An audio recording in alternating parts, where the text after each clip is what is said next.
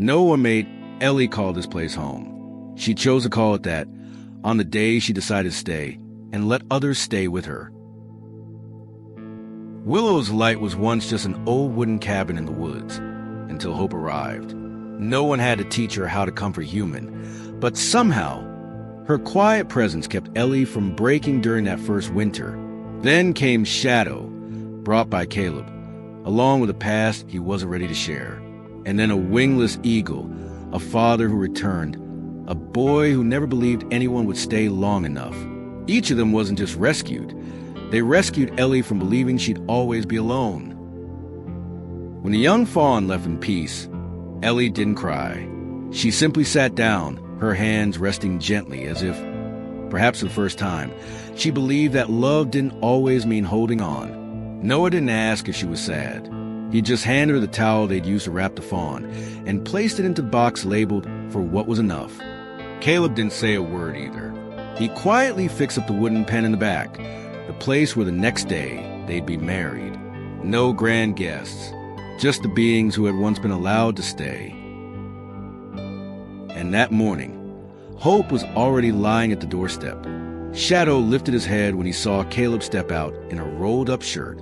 The willow tree out front had grown taller than the roof. And Ellie, for the first time, wrote no letter to anyone. She simply stood before the mirror and smiled softly, not because it was her wedding day, but because today she no longer had to be strong alone. That morning, Ellie didn't spend long in front of the mirror.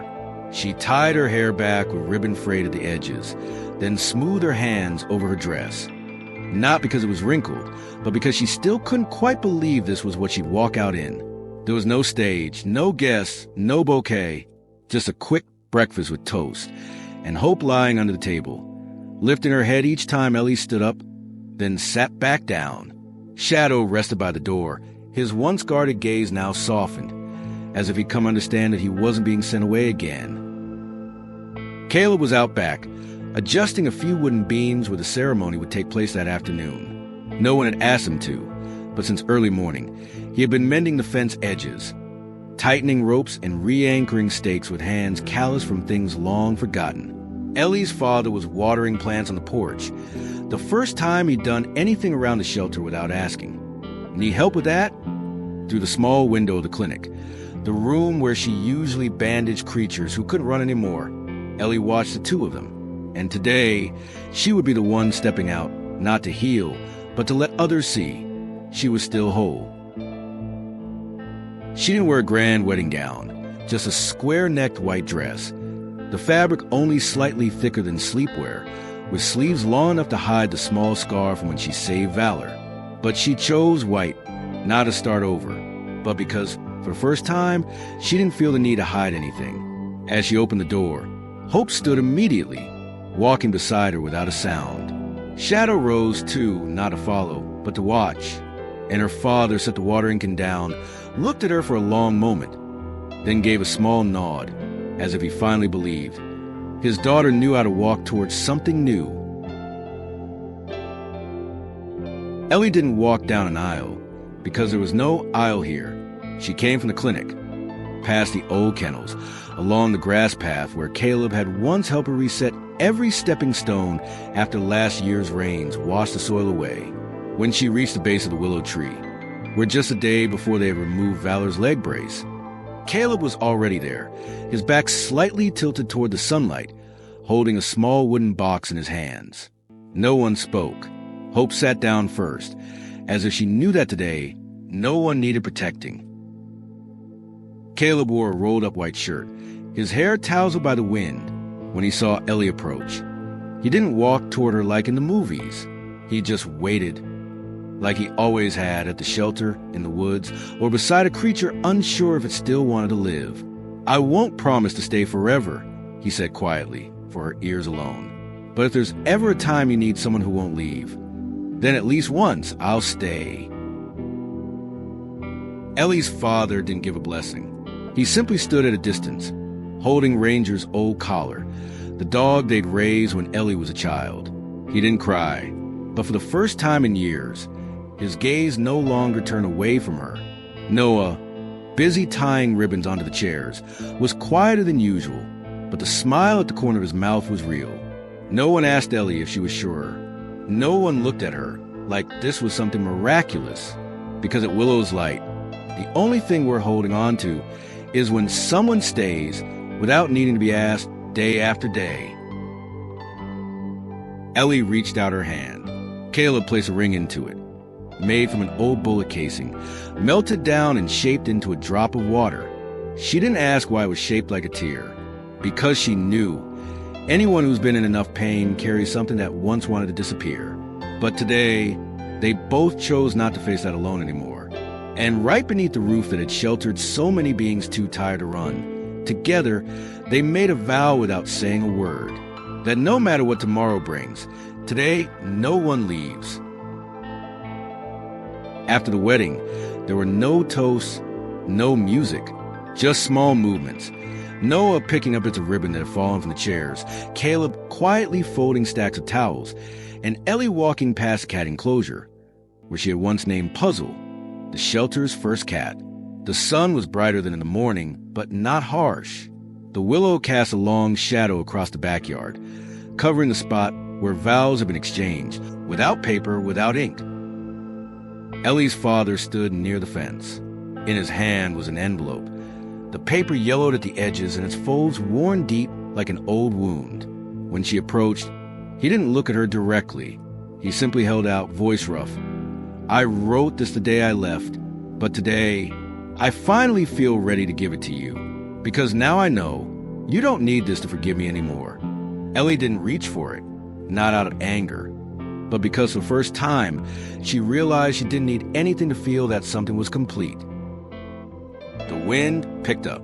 Hope came near, her nose gently nudging the hem of Ellie's dress before sitting down, like a marker, anchoring her from stepping back.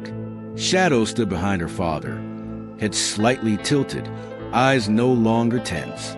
Ellie looked at the letter, then at the man in front of her, for a long moment. Then she nodded, not to accept the letter, but to acknowledge that he had offered it, that his courage in bringing it forward was already part of choosing to stay. "I'm not going to read it," she said, soft but clear, "because now I know you came back with the rest of your life." He nodded, tears falling for the first time, and he didn't wipe them away.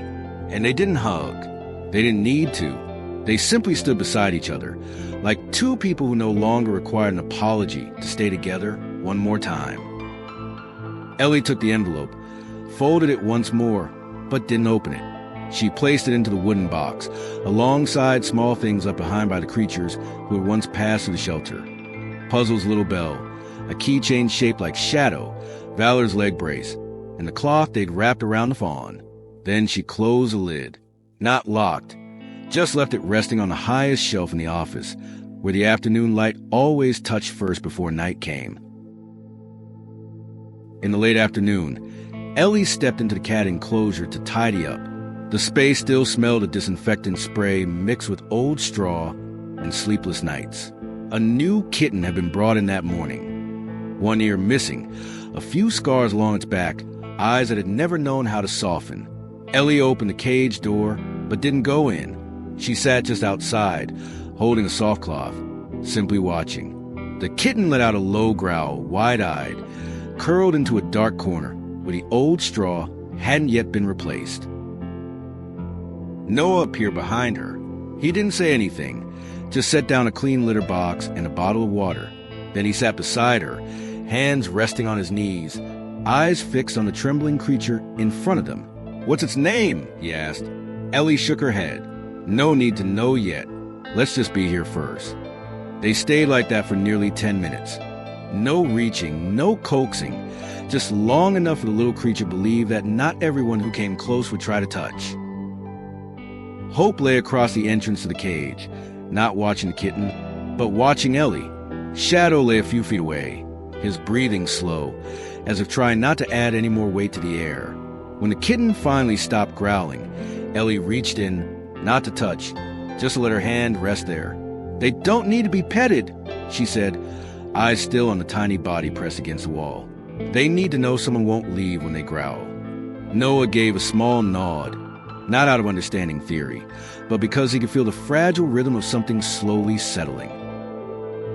A little later, the kitten stepped out on its own, not running, not clawing, just small, careful steps, its claws scratching softly against the wooden floor. Ellie didn't reach for it. Neither did Noah say anything aloud. They simply waited, letting the kitten choose who to approach. And when it finally laid down, resting its head on Ellie's leg, eyes closed without flinching, Noah whispered, "Maybe we should name it Ember, because sometimes what's burned out still catches fire again from just a spark." Ellie smiled gently, not because she agreed, but because someone had just grown enough to no longer need permission to give something a name. That night, everyone sat around the fire pit behind the shelter. There were no speeches, no wedding feast, no music playing. Just the scent of roasted sweet potatoes, the soft crackle of wood, and the firelight casting every detail of every face into view. Even those who had long grown used to hiding in the dark. Ellie sat at the center, with Hope beside her, head resting gently against her leg like always. Caleb sat quietly, arms on his knees, not holding her hand, but never more than a breath away. Ellie's father sat across at an angle. He poured tea from a scratched iron kettle, his hand still slightly trembling, but no longer buried in his coat pockets. Noah sat close to Ellie, occasionally scratching behind Shadow's neck.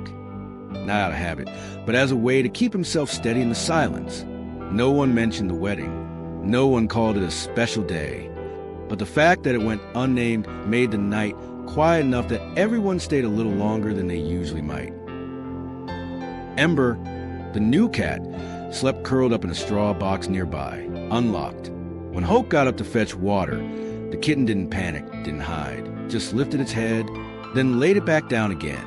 Ellie didn't smile or get emotional watching. It was just a slight nod, as if something had just been confirmed. Sometimes, you don't have to touch something to know it's staying. Caleb followed her gaze, but didn't speak. He didn't need to. They understood each other well enough that nothing more needed to be said. The night wind came in from the forest, carrying the scent of damp leaves and fading ash. Ellie looked across the fire pit, where once someone had sat alone through their first winter. No one had to tend the fire alone anymore. She reached out, touched Noah's shoulder, and asked softly, "Ready to turn in?" He nodded, stood up, brushed the dust off his pants, and said almost absent-mindedly, "No new animals today, but I think we all feel a little new." Ellie turned to Caleb, then looked at her father, and for the first time in years, she didn't feel like she had to choose between staying or leaving. When the fire finally died out, Ellie and Caleb stood up in silence, walking together toward the back enclosures without saying a word. She untied the latch on the outer cage door, and he gathered feed bags stacked against the wall. No one said, "Let me do that," and no one asked, "Are you tired yet?" They moved the way they always had, taking care of small tasks no one assigned, completing gestures that required no thanks. Tonight, the space between them wasn't the distance of two people who had learned to stand alone. It was the quiet of two people who no longer needed to prove anything. When the fire finally died out, Ellie and Caleb stood up in silence, walking together toward the back enclosures without saying a word. She untied the latch on the outer cage door, and he gathered feed bags stacked against the wall. No one said, "Let me do that," and no one asked, "Are you tired yet?" They moved the way they always had, taking care of small tasks no one assigned, completing gestures that required no thanks. But tonight, the space between them wasn't the distance of two people who had learned to stand alone. It was the quiet of two people who no longer needed to prove anything. When the fire finally died out, Ellie and Caleb stood up in silence, walking together toward the back enclosures without saying a word. She untied the latch on the outer cage door, and he gathered feed bags stacked against the wall. No one said, "Let me do that," and no one asked, "Are you tired yet?" They moved the way they always had, taking care of small tasks no one assigned, completing gestures that required no thanks. But tonight, the space between them wasn't the distance of two people who had learned to stand alone. It was the quiet of two people who no longer needed to prove anything. As Ellie passed by Caleb, her hand paused at the hem of his shirt. as if she was about to say something, but she didn't. She simply placed her hand gently on his wrist, held it there for 2 breaths, then let go, walking toward a row of wooden tables. He didn't ask. He didn't pull her back. But when she turned to look one last time, he was still standing there, not looking down, not looking up, just standing, as if something once broken no longer needed a crutch, because they'd both learned to stand with what remained. Ellie opened the clinic door, stepped inside, then turned back. A school group's coming to visit tomorrow. Don't scare the kids, okay? Caleb let out a quiet laugh. They'll be more scared of Hope than me. She didn't smile back, but in her eyes, what had once been caution, had now been renamed trust. She switched off the back porch light, turned the key halfway, and placed her key ring onto the wooden hook, right next to Caleb's. Not merging them, just side by side, like a quiet promise. From now on, no one has to hold on alone. The next morning, Ellie woke up earlier than usual, not out of worry, not because there was anything that needed preparing. She just wanted to reach the enclosures before the elementary school kids arrived, to make sure the new cat wouldn't be startled by hands that hadn't yet learned how to be gentle. She brewed coffee and poured 2 cups, one placed near the window for Caleb, the other carried out to the backyard. Hope trailed after her, casting a long shadow over the dew-kissed stone path. The shelter was quiet, not because it lacked life, but because nothing here cried out anymore. What had once been restless was now calm, or had been allowed to move on. Ember still lay curled in her straw box. No leash, no locked door, but also no desire to leave. Shadow rested near the kennel gate, his leg not yet fully healed, but his eyes no longer holding that guarded edge. When Ellie opened the door, Hope entered first, as always, as if it were habit or a promise no one had asked for, but she never failed to keep. Ellie checked the clinic log, updating a few lines about the eating habits of the squirrels they were rehabilitating. She didn't write much, because she no longer needed notes to remember fear. All she needed to know was the animal had eaten, had slept, had stopped trembling. A young volunteer, only her 3rd time at the shelter, stood hesitantly at the doorway. "I'm not sure if I'm allowed in," she murmured. Ellie smiled gently, waved her in. "If you're ready now to ask what doesn't need asking, then come on in." When Ellie returned to the clinic, her father was mopping the floor. No one had asked him to. No one needed to. He knelt, carefully scrubbing the scuff beneath the table leg. Left there last year when Valor had brushed against it. When Ellie glanced his way, he simply said, "That young teacher. She told me yesterday's wedding was like an evening that didn't need lights." Ellie didn't smile, but she nodded, and in her eyes, there was nothing left that needed correcting. She looked up at the painting Noah had hung the week before, an image of Valor, one wing outstretched as if sheltering the whole roof of the building. Beneath it stood Hope, Shadow, and a girl in between. The frame was a little crooked.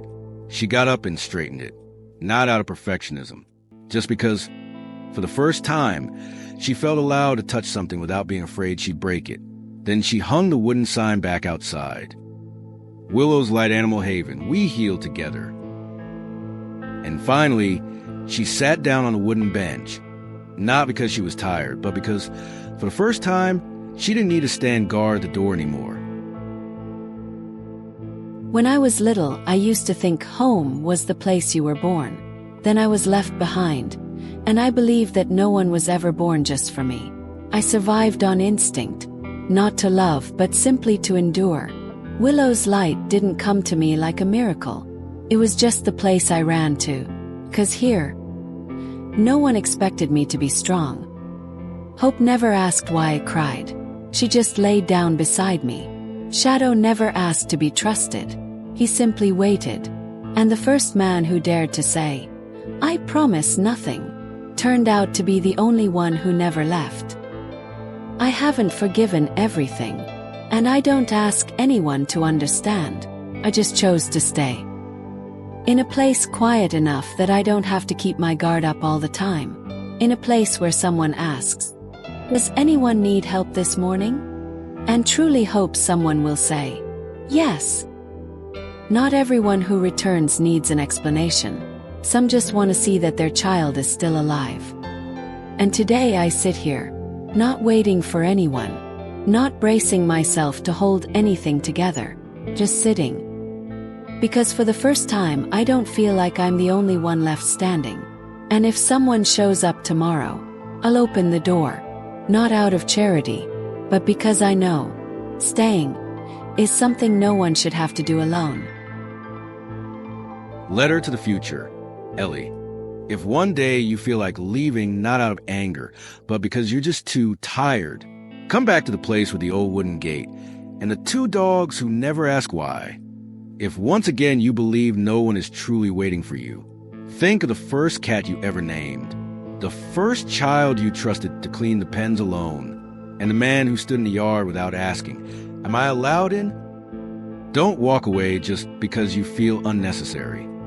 Because home isn't the place that keeps you. Home is the place you choose to stay, even when no one tries to make you. And if some other day you feel weary again, just open the door. Hope will still be there, lying in wait. Shadow may be older, but he'll still look at you like it's the first time. And you'll only need the courage to nod one more time. Ellie. Not everyone who comes back needs an explanation. Some just want to see that their child is still alive. Ellie didn't forgive with words. She simply unlocked the door halfway and let that person stay one more day. And Hope, who never learned how to love, just laid down every time someone thought about walking away. And Noah never asked, "What am I to this place?" He just kept putting things back together, even the ones no one thought needed keeping. Willow's light didn't end with a wedding. It closed with someone once abandoned, placing their key beside another's without needing to hide it anymore. And maybe that is the only thing we ever need to call something home. What about you? Have you ever left a place only to realize you didn't really want to go? Share your story in the comments. Someone might read it and realize they can still come back, as long as someone's still there to open the door. Don't forget to like, subscribe, and turn on the bell so you don't miss more healing stories like this one. We'll always be here, each week, one honest moment at a time.